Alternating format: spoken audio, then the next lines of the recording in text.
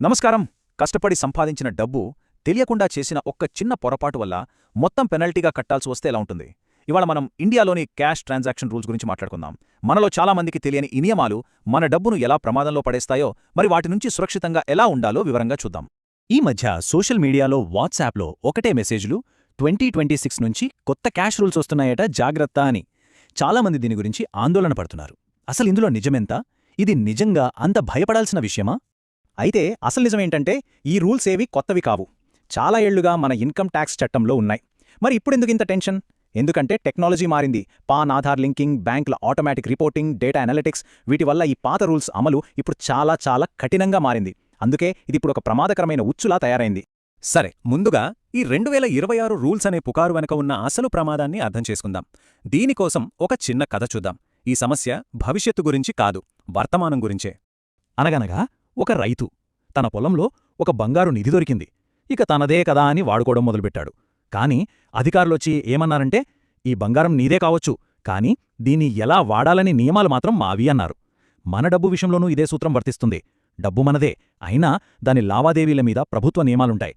వాటిని దాటితే చిక్కులు తప్పవు. సరే, ఇప్పుడు పెద్ద మొత్తంలో డబ్బు డిపాజిట్ చేసినా లేదా విత్డ్రా చేసినా ట్యాక్స్ అధికారుల దృష్టి మన మీదకు ఎలా వెళ్తుందో చూద్దాం.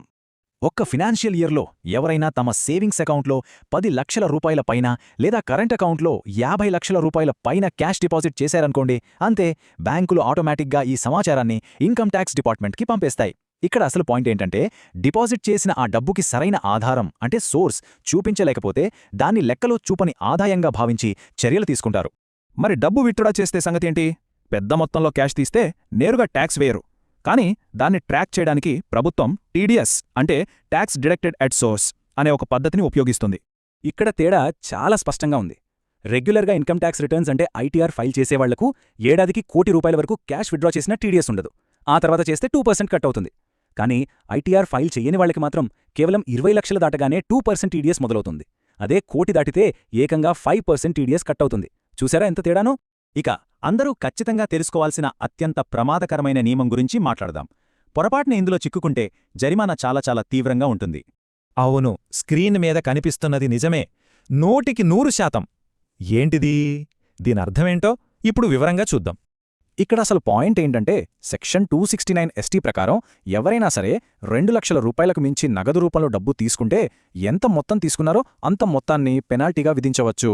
ఉదాహరణకు, ఒక కార్ని 2.5 లక్షలకు అమ్మి ఆ డబ్బు మొత్తం క్యాష్ రూపంలో తీసుకున్నారనుకోండి, వారికి 2.5 లక్షల రూపాయల జరిమానా పడే అవకాశం ఉంది. అంటే వచ్చిన డబ్బంతా పోయినట్టే. ఈ రూల్ 3 రకాలుగా వర్తిస్తుంది.